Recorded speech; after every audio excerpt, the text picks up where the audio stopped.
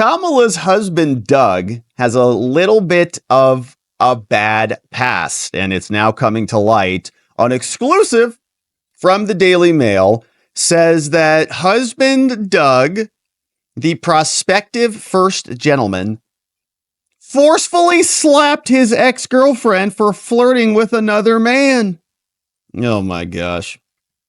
In a booze-fueled assault after a date at a star-studded galley. Wow. And what's so funny about this is they're sending Doug all over the place to talk about misogyny. This is crazy. So we'll listen to this clip. And we saw another clip with Doug, and Jen Psaki was saying, how do you redefine masculinity with so much testosterone, Doug? And he says, I don't really know. I don't know. I guess I just love my wife. Kamala, her husband, assaulted his ex-girlfriend. 3 friends have told the Daily Mail. Oh, no. The second gentleman, named Doug, allegedly struck the woman in the face so hard she spun around. Bah! Like in the movies. While waiting in a valet line late at night in May 2012 at the Cannes Film Festival in France. One of her friends told the Daily Mail that the woman called him immediately after the incident, sobbing. You're not going to believe what happened. Doug just gave me a backhand. I wasn't even doing anything. Daily Mail is not naming the woman, who is successful, but will refer to her by the pseudonym Jane. Now, a second friend said Jane, who had been dating Emhoff for 3 months, also told her about the alleged violence at the time, corroborating witness. A third friend told the Daily Mail that Jane first told her in 2014 that she had dated Emhoff and recounted the full story of his alleged abuse in 2018. That's very curious because remember, the Bergdorf situation in the dressing room at Bergdorf's was a long time ago, and that's all fair game. So I wonder if Doug is going to get sued for $1 billion. Now, the friends, who all asked not to be named for fear of retaliation from Emhoff, shared with the Daily Mail pictures of him and Jane together from 2012 and other documents that corroborate other elements of the story. Here, what looked like was going to be a nice date night. Turns out it was domestic violence, thanks to Doug. And now he plays like he's this kind of a beta male, really. Now, the shocking claim follows revelations, not that hitting women is ever appropriate, but he's ultra, like he would never do such a thing, and he would never encourage his nanny to get an abortion or anything like that, like a totally different figure. Turns out he's an abusive maniac. All 3 of Jane's friends said that she also told him about a disturbing incident during the relationship in which Emhoff, Doug, nonchalantly admitted to impregnating Naylor. Emmett told Jane that the nanny accused him of causing her to have a miscarriage. Now, according to friends, Doug did not say how he was allegedly responsible for the miscarriage. I don't know what happened. And he told Jane that the nanny's claims were false, but the second gentleman allegedly confessed to Jane that he said that Naylor, they gave her a settlement deal of $80,000 and had the nanny sign a non-disclosure agreement. Emhoff was previously dubbed by the Democrats as, quote, a wife guy and a mensch, a Yiddish term for honorable, kind man. And I don't know, I'm not so fast about that. He has also spoken out in media interviews about being an ally to women and against toxic masculinity. We're all for people becoming reformed. You shouldn't be hitting women. And he is clearly somebody who, according to multiple people, has. Now, in a fawning interview on Sunday, Psaki told Emhoff, we played this clip, how have you reshaped the perception of masculinity? He says, I've always been like this. To me, it's the right thing to do to support women. Unless he pushes them down a flight of stairs so they have a miscarriage. These allegations strike to the heart of his benevolent image, which is fake, just like the rest of the campaign, promoted by the Harris presidential campaign. Now, Jane's friends says she was given tickets by wealthy friends to go to the Foundation for AIDS Research at the gala dinner, an elite charity auction filled with celebrities and Hollywood events. Oh, look who's there. It's Harvey Weinstein. The alleged incident took place after the two attended this event, here, pictured up above, where model Heidi Klum and now disgraced Weinstein were also there. Everybody's just beating everybody at this event. It's a Hollywood moguls beat their spouses event. Great. So they show up, and there it was. Attendees that year were Cara Delevingne, someone, actors Antonio Banderas, I know him, Alec Baldwin, that guy who shot a woman and killed a woman and shot another dude and got away with it. Designer Karl Lagerfeld, Kristen Dunst, Paris Hilton was there, and now disgraced movie mogul Harvey Weinstein. It's like a group of just outstanding people there, right? Just awesome people. The friend said Jane brought her then boyfriend, Emhoff, a +1. One of Jane's friends is a top New York businessman, said that he was at home getting ready for bed that night. He got an unexpected call. It's hard to hear her because she was sobbing. She told me that she was with a guy and he hit her. Unreal. Now, it was very clear that she was telling me. She said she was with a guy, her date. She was at the Cannes Film Festival and he hit her. She was in the car with the guy at the time. I didn't know what to do. I didn't know whether to call the fresh police. I couldn't get a hold of her after calling back. He said he still had a vivid memory of the troubling conversation from 12 years ago. In later conversations, but pretty contemporaneous with that, she told me more about the guy, he said. It was something like 3 a.m. They were trying to get out of there. They both had been drinking. There was like a gigantic line for taxis. Jane went up to one of the valet guys, offered him 100 euros or whatever to get to the head of the line. She told me she put her hand on his shoulder. Oh, you can help us, right? You can help us just get out of here, please. Thank you so much. Just a nice little thing. Doug apparently thought she was flirting, came over and slapped her in the face. Ugh! Don't you touch the valet driver. You're mine. American Express Travel looks like travel arrangements for Doug Emhoff. This itinerary is a reservation only. Scandinavian Airlines.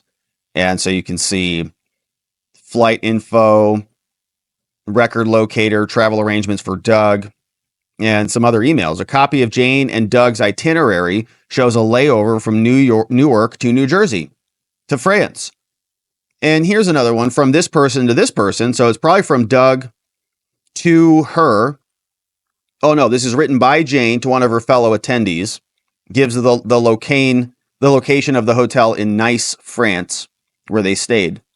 Hi, sweetie. We aren't staying at the Negresco because the rooms they still had available were uber expensive. However, I was able to book a room at the Concorde, which is just a couple of blocks down the street. Google indicates 5-minute walk. See the attached PDF.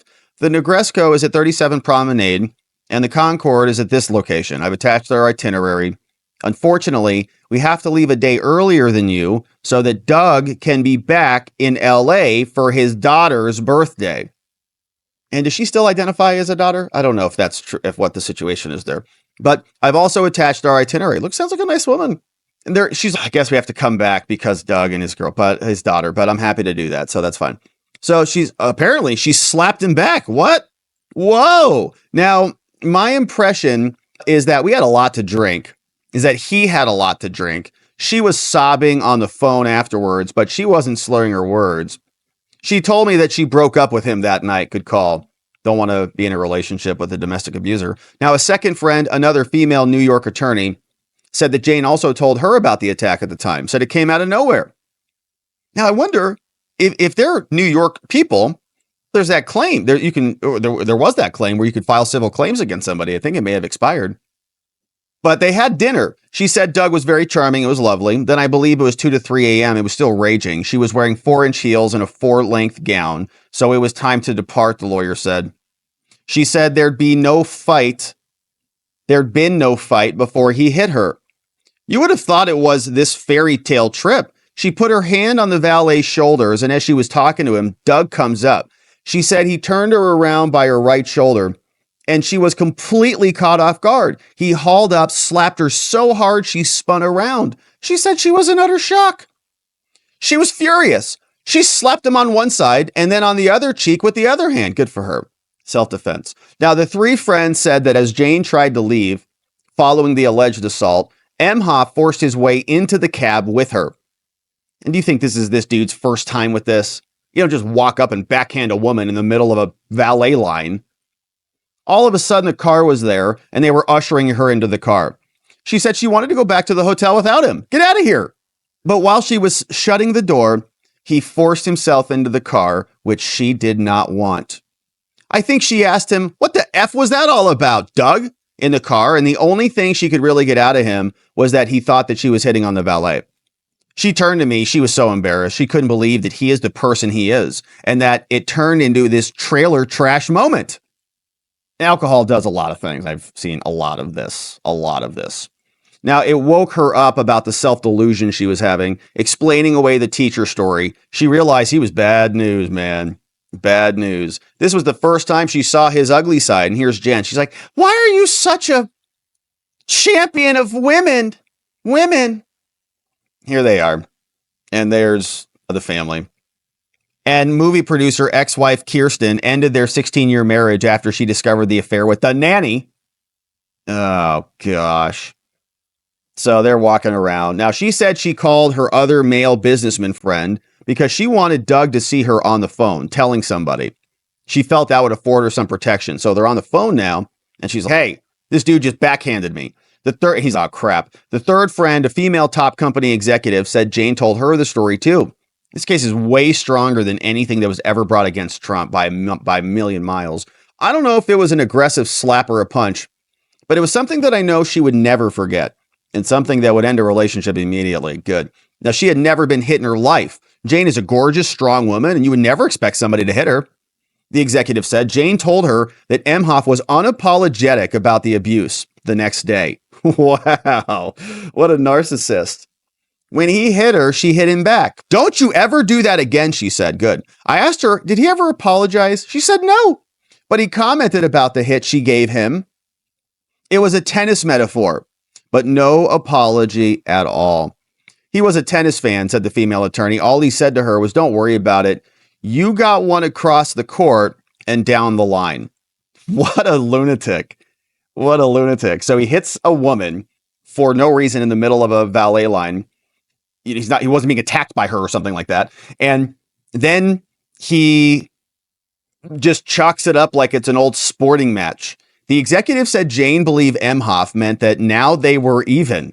What a psycho. She said it was hurtful at the time, but she didn't want to feel like a victim. Now, the friend said Emhoff ended the trip early and to return to LA for his daughter's birthday, and that he and Jane never saw each other again. A copy of Jane and Emhoff's itinerary was shared, which we looked at. Their return flight from Milan, Italy, was originally scheduled for May 29th, but a May 17th email written by Jane to one of her other friends gives the location of the hotel in Nice. Thanks for the correction. The couple stayed at and said that we have to leave a day early so Doug can go home. Now, the executive said that Jane described how Emhoff loved bombed her from their first date after connecting on Match.com, quickly throwing himself into an intimate relationship with Jane and giving her the impression that he wanted to marry her before he beat her. And when Daily Mail approached Naylor, let's see who's going on here.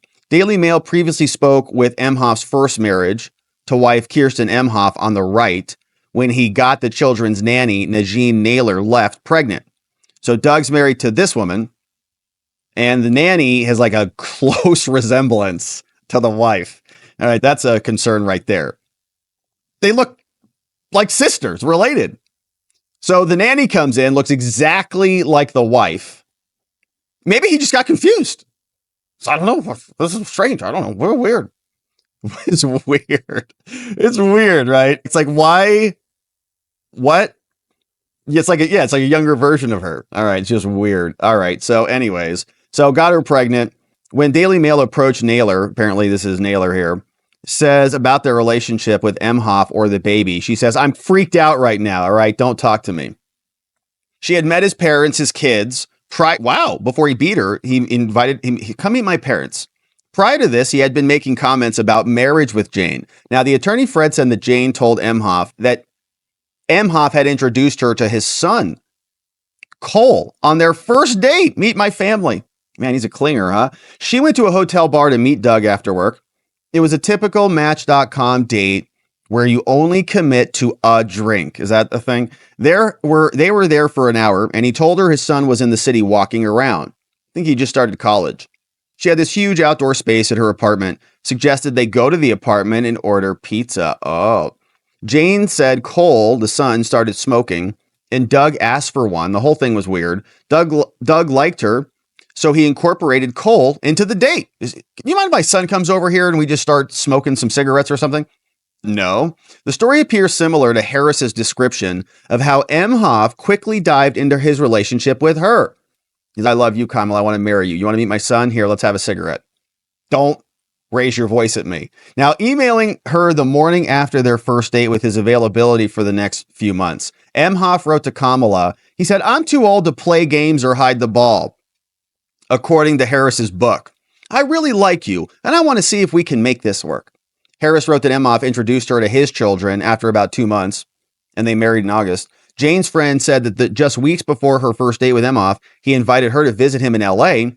Doug flew her out. She was there for a week. That's a nice image of Kamala there. Yeah, yeah. Stop Kavanaugh, right? Kavanaugh was abusing women, just like her husband. There's Doug.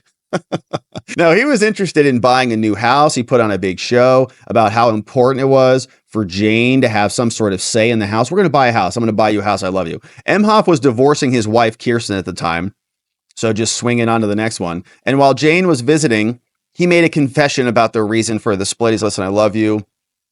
I think you should know before we buy this house together, I needed to tell you this. She felt for some reason that his wife had the upper hand in the divorce, and she couldn't understand why that was. Why? She told me that they were driving, and she asked him. He told her, what does she have an upper hand for there, Doug? Like, why do you feel like you're on the outs here?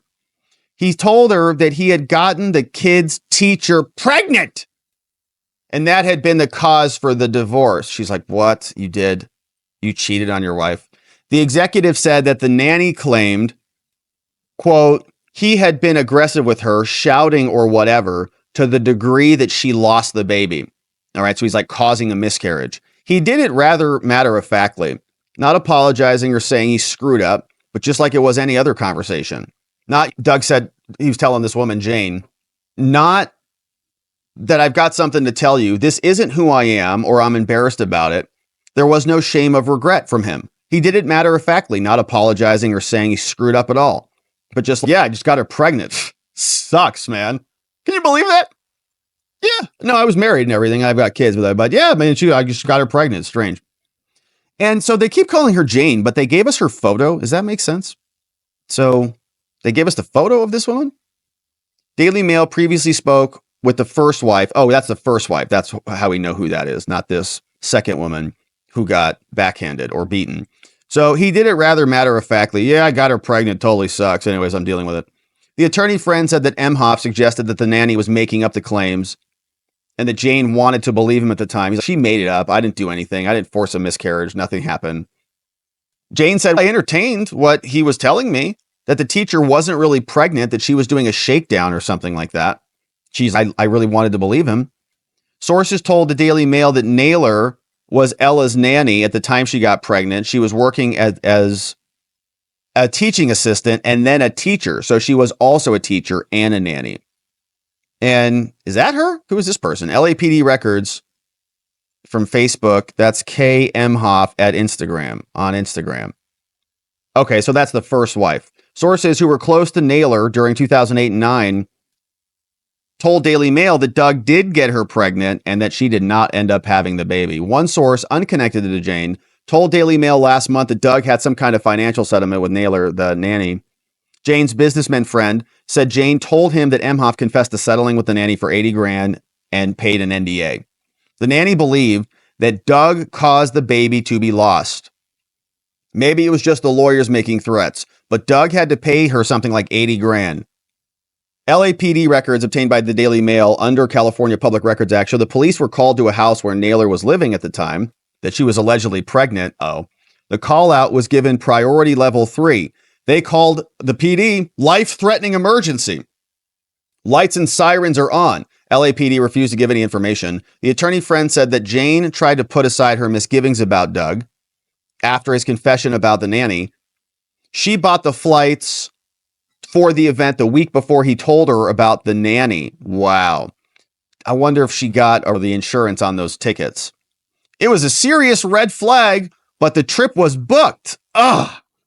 She didn't get the insurance. He came to New York and they flew to Nice. The friend said that Jane thought nobody would care about her story until Harris's rise to power, and then Emhoff became the second gentleman, at which point she became afraid that he'll retaliate. But they said that they believed it was in the public interest to expose his hypocrisy. He's holding himself out to be something he's absolutely not, and that's bullcrap, said the female executive. I feel like people should know where their leaders are and who they are. Jane was always leaning Democratic, but I've always voted Democratic. If anything, I would like to tell a story on the other side, but this is the truth. He's a really bad guy. To hold him out as a supporter of women is just disgusting. Unfortunately, they've got a nut in Trump, and then you've got not a good choice on the other side. So people can make their own choice once they know, but I feel like transparency is the best disinfectant for bad behavior. And Doug didn't respond to any comments on that. So he's out there talking about how amazing he is and how much he loves women. Here's what Doug said. Sounds like. Two guys who actually not only don't trust women, but are literally running on a platform of authoritarianism and misogyny. That literally should be their slogan, because that's what it is. So you want people who literally are outwardly misogynistic in their policies and the way they talk about women and the policies in which they've already enacted and have talked about enacting, or Kamala Harris and Tim Walz. It's completely binary. Oh, gosh. Yeah, he's a sociopath, women beater, no doubt about it. All right, we've got that story that is going to continue to percolate out there, and we're excited to see where that goes.